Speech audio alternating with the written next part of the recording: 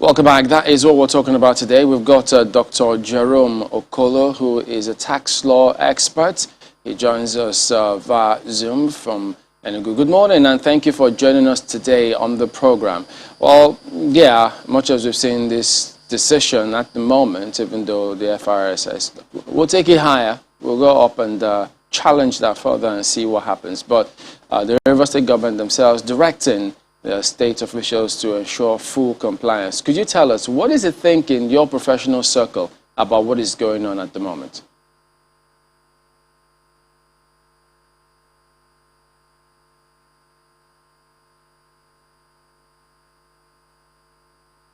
Are you there, Dr. Okolo? Can you hear me?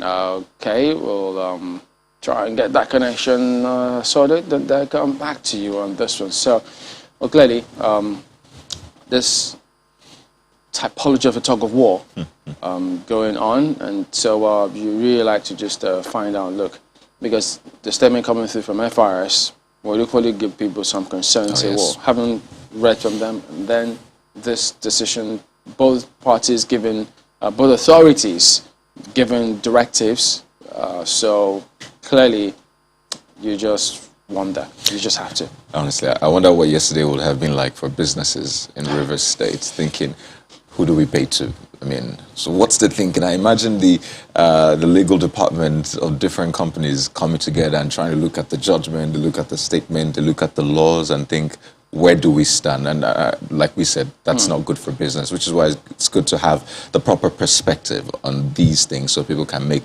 the right decision. But then what is status quo in this state, as it were? That's the thing with lawyers. They give us different perspective on all of this matters. So I think we've got Dr. Jerome Okolo back on the line. Dr. Jerome, good morning again, and thank you for joining us today on the program. So could you go ahead and tell us what the thinking is in your professional circle about what is going on at the moment? Thank you very much. I'm glad to be here with you. First of all, I will commend the Federal Inland Revenue Service for doing the right thing, which is taking up the judgment on appeal.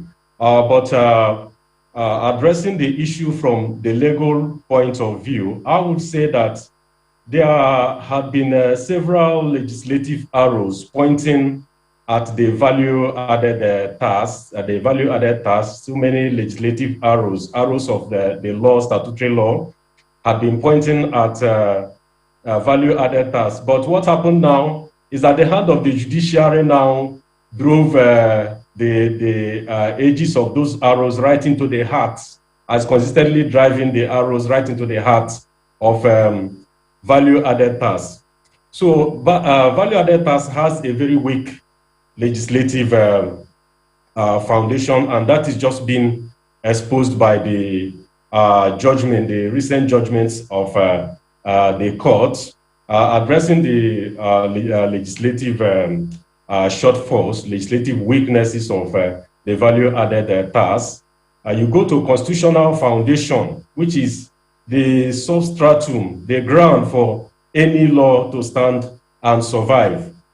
The VAT Act, which is a law on value-added tax, does not have a good constitutional foundation because the power of the federal government is a law made by the National Assembly. The power of the National Assembly to make law is derived from the exclusive legislative list or the concurrent list, where it will override laws of the state government. If it is not from either of these two lists, then it will go to the residual list. Then a law that does not derive force from those lists can only derive force again from section 315 of the Constitution. That is existing law. But there are two arms of section 315. 315 subsection 1, which is generally for all the laws existing before 1999 when democracy came into force. But the laws that are deriving force from 315 subsection 1 must also adhere to the condition of the legislative list, which the Value-Added Tax Act does not again.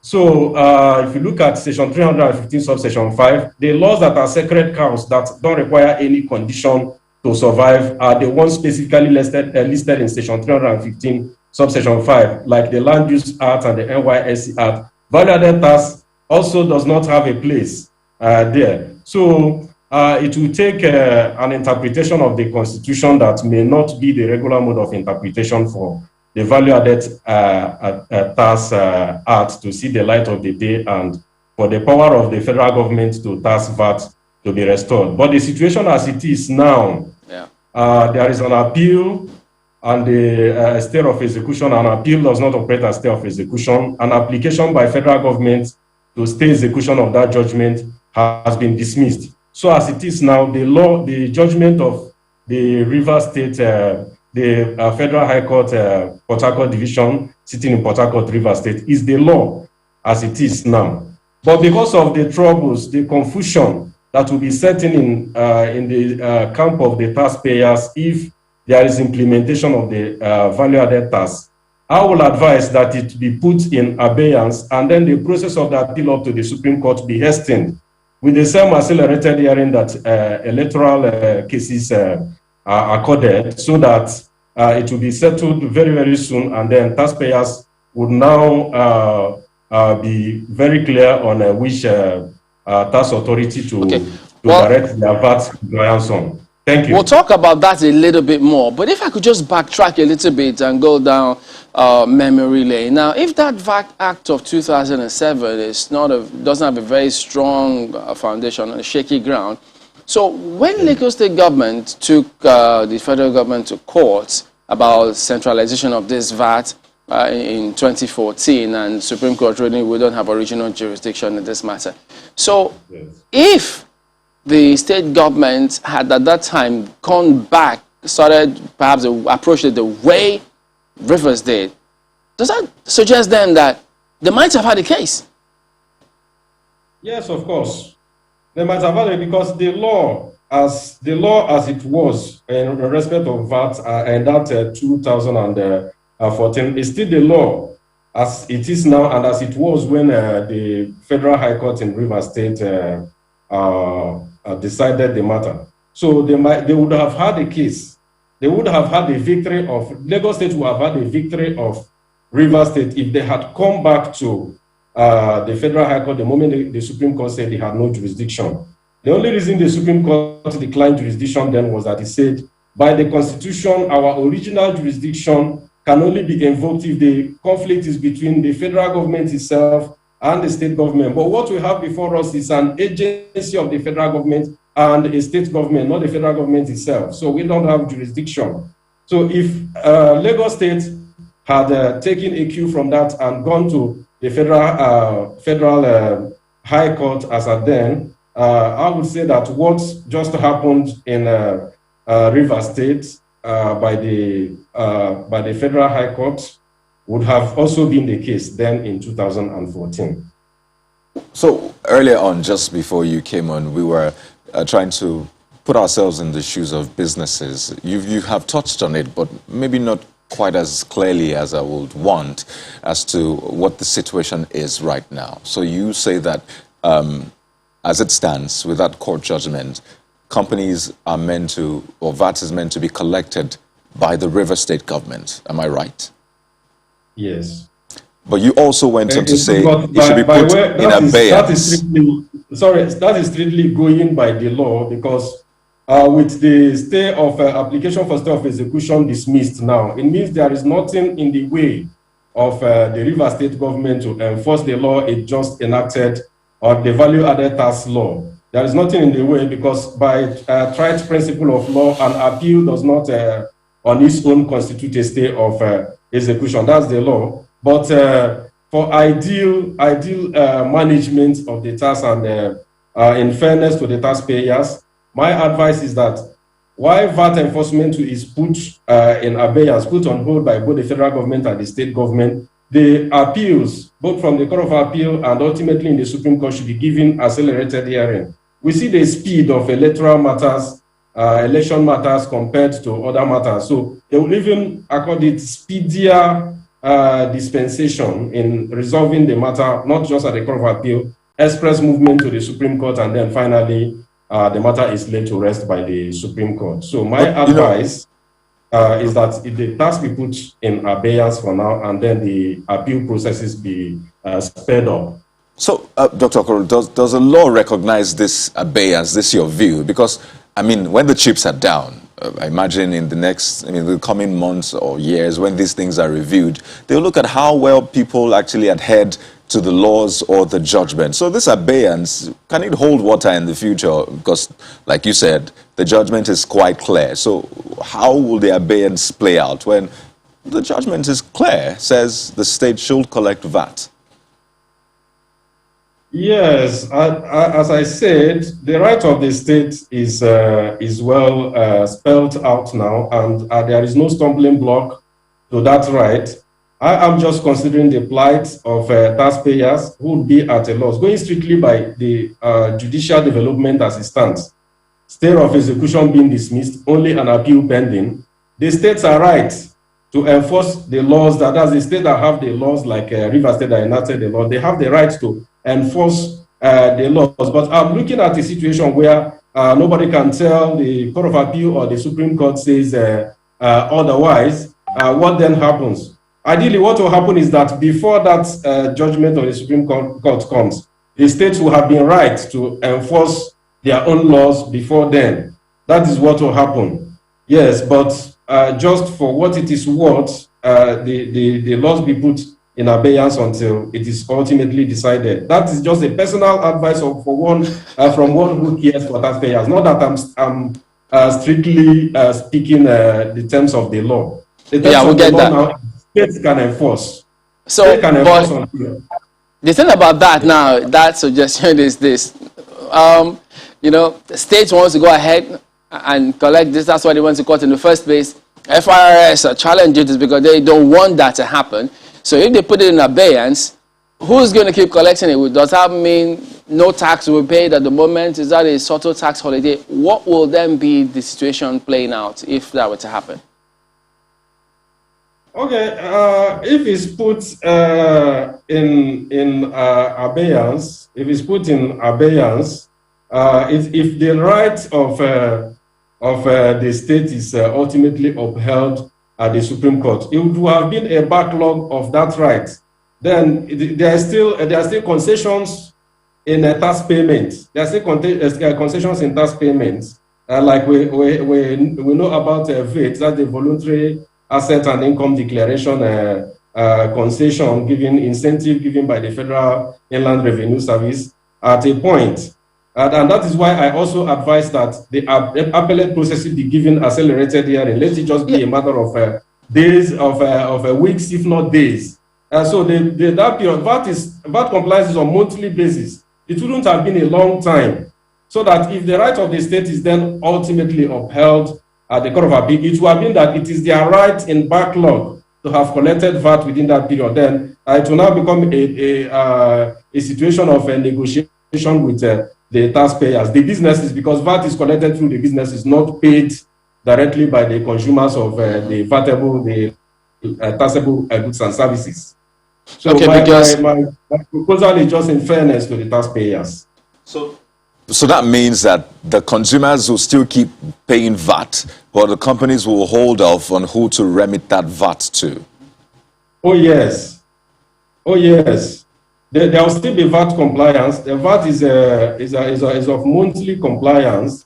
It is the businesses that will collect the VAT. Their expenses in the course of putting together their goods and services is input VAT. That's they pay VAT when they buy the items that they use to produce their goods or effect their services. That VAT that they pay out is their input VAT. Then when they render the service or supply the goods, then the VAT that they charge on the goods is output VAT. What is remitted to tax authority is the excess of the output VAT over input VAT. So the businesses will still be the stop point of VAT. They collect output VAT, deduct their input, and then the VAT that is due for remittance to a government, it can still be held on for the 1 or 2 months. If my proposal for accelerated hearing is adhered to, then they remit it. Well, the thing is, the business at the moment, there isn't any rule, or I don't know, correct me if I'm wrong, that is going to happen or that it will be given that accelerated hearing. And then secondly, does that then suggest that if that negotiation is going to happen, it is going to be with those who are holding onto the tax for final remittance to the government. So if anybody will benefit, it won't be maybe regular people like us who pay that regularly. Is that what that means? That's what that means. That's what that means. Well, because, well, yes, that's that's what that means. Because VAT that's law tough to now, take. most of what I can say now is derived from the Value Added Tax Act, the federal law that is under the sword of Damocles now, is facing the danger of elimination now. Yes, so I don't really know what the details of the state laws, the various state laws, their VAT laws is going to be in terms of a percentage of value added tax payments. It may differ from what the federal law proposes. The mode of remittance, the time of compliance may also differ. Yes, so that's why I am looking at a situation of compliance that will not strictly go by the law, so that it will be easy for the taxpayers. Excuse me. Well, you have already said that the state government, beg your pardon, that the people who will pay the tax will be paying it anyway. That's the consumers of goods and products that already have this value-added tax added to them will still be paying the products. What you are suggesting is that the companies, the businesses withhold remitting tax. Isn't that criminal? Well, withholding remitting, withholding the remitted taxes, going by the law, yes, there is a penalty for it. It should not be. But when there is a situation that is not completely attuned to the law, that concession is to be made, then such concessions will be necessary. That's why in going by the law, we look at social circumstances. When VAT, the voluntary asset and income declaration regime, was on, so what it was meant to waive off would have been criminal. But then no one will say that a law, maybe a state law that has just been passed, people are not so familiar with it, and then you are trying your best with compliance, and then the Supreme Court decides that one has offended the law. We have to do some compromise when it comes to the letters of the law in a situation like this. We also look at the circumstance where maybe the Supreme Court decides that this is the right of the federal government through the Federal Inland Revenue Service. What then happens? So it is a two-way thing. Some people will argue that there is no ambiguity here, that what has happened is very clear. Judgment has been given for those who have approached, the FRS has approached the court for a stay of execution that has been denied. So there is no ambiguity here. What the situation is that they have gone to the Court of Appeal to state their case. Now, while that is on, it's like saying that when the case was in court, when the River State government took the matter to court, people should have withheld paying taxes, or, you know, businesses should have withheld remitting the taxes because the River State government was in court with FRS. Isn't that wrong? You said no ambiguity, and I agree with you, and I made a point that there is no ambiguity. The coast is very, very clear for River State government. Yes, what I asked for would be in the place of River State government to grant, if they are so inclined. If they are so inclined. But if they are not so inclined, there's nothing anybody can do about it, because the law favors them. Yes, I only made a passionate appeal that, see, look at all the ways that it will be possible to make it easy for the taxpayers. But beside that, strictly speaking, under the law is clear, there is no ambiguity, and I made this point at the very beginning, that it is the right of states now, is the right of River States now. They have this motion for stay of execution has been taken off the way. The judgment in force today is in their favor. So any concession that can be made through a circular, through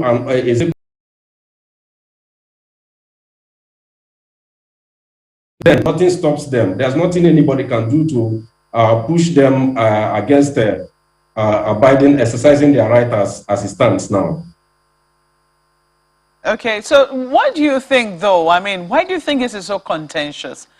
Because we've seen that, well, the River State government has gone to court to challenge it. The states say, you know, the VAT is collected in their states. What is under contention is who has the right to collect taxes. The Federal High Court or the High Court has ruled in favor of the states because by extension, giving it to River State has by extension extended to all the states. And we see a number of states now, you know, enacting laws to be able to collect VAT in their states. The FIRS is approaching the Court of Appeal to challenge this.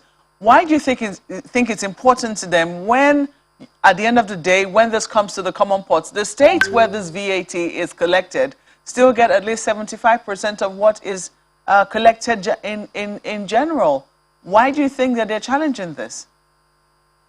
Okay, the states get 50% of what is collected in general. The gross, the entire collection of the VAT by the Federal Inland Revenue Service before this judgment was delivered was shared in the percentages, the ratio of 15% to the federal government, 50% to all the states, and then 35% to the local governments. But why the contention, the toss over the power to collect VAT now, why it's so controversial is that some states are agitating. They are aggrieved that the bulk of the VAT realized because of the bulk of trade, the businesses that go on, the consumer-based businesses that go on in their state, it far outweighs those of the collection from other states. But when the 50% going to the state is shared, it is split in equal ratio to all the states. So some states feel cheated that we have spent money to enable business environment, to enable the consumption of certain products in our domain. Whereas such products, they are not given a chance to thrive in other states. But when these products are subjected to VAT and the VAT is realized, all those states that have not enabled the thriving of such businesses that are not friendly to those products will also get an equal share from these products. We are not giving any special concession. The share of the 50% going to the state is not on the basis of derivation from the state. So that is the grievance. That's the grievance. But as it is, the law supports the states that are so agitating. That is the grievance of the states. What I'm saying is, what is the grievance of the FIRS in this? Okay, the grievance of the FIRS is that, first of all, the federal government that the Federal Inland Revenue Service is representing is entitled to 15% when it is collected.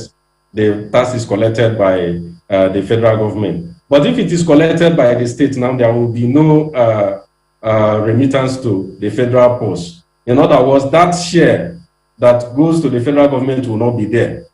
So the federal government will lose out in that. Yes, then on the practicality of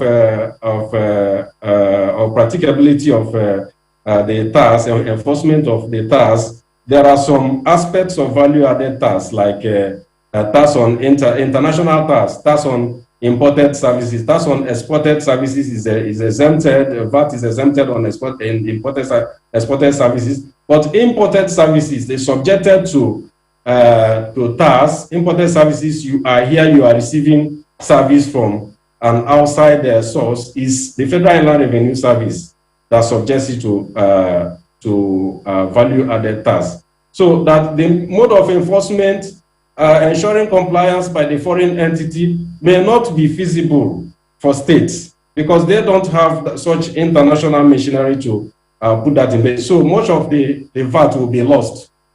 So if positively, that's one of the grievances of the Federal Inland Revenue Service. But the major grievance is even the little that goes to federal government will be lost, which is 15%, will be lost.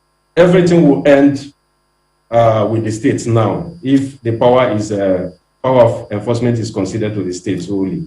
So I think a lot of people can better understand the FIRS's position. I mean, because this is 50%, yes, might seem small, but that's something, right, compared to nothing. So that's, part of the argument of the FIRS, even in court, saying that, well, we weren't even getting much in the first place. We were getting 15%, while the states were getting a huge chunk, and the local governments getting 35%. So that was part of the argument. Another side was saying that, the National Assembly has expansive powers to, make legislations on taxes. And, of course, the Constitution should also be interpreted from that perspective. And one of those legislations is VAT Act, which came out of the Finance Act. So what becomes of that if this status quo, as it is now, as you have also referenced, is maintained?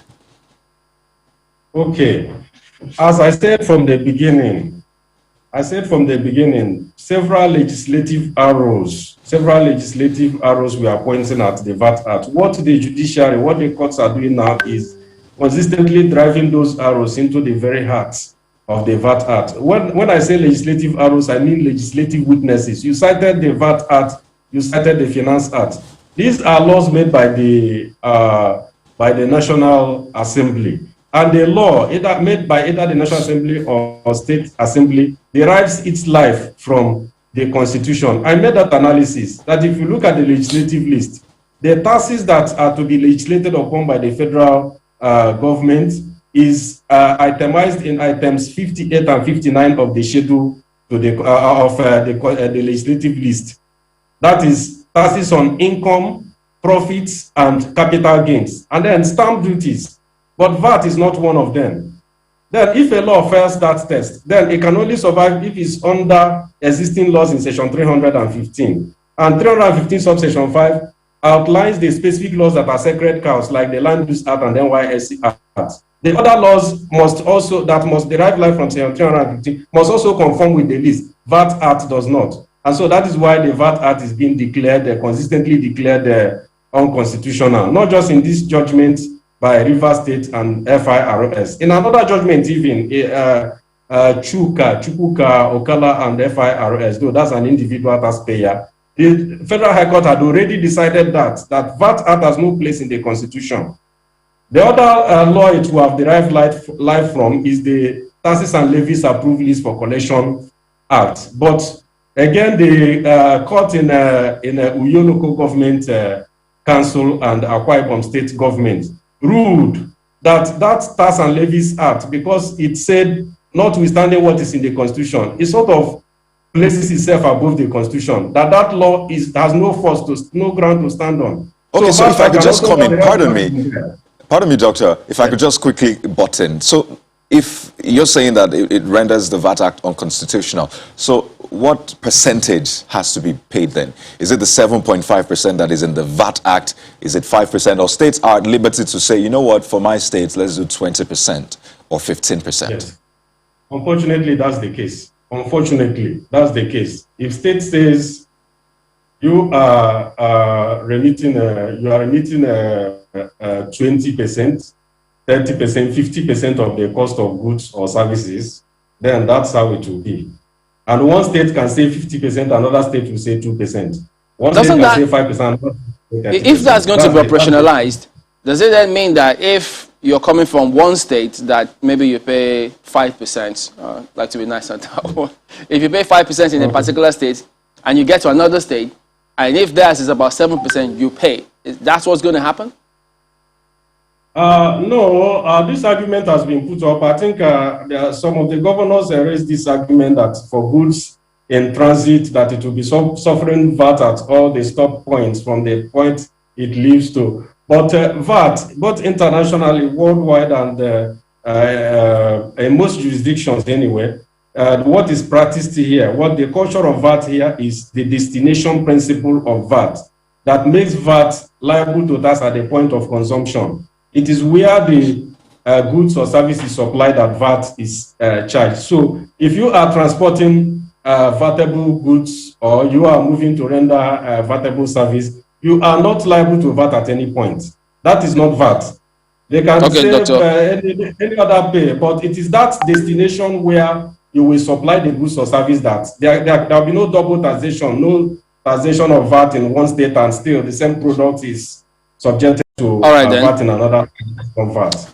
All right, Dr. Jerome Okolo, tax law expert and managing partner, Tetralex Legal and Advisory. Thank you very much indeed for your perspective this morning. Thank you. Thank you.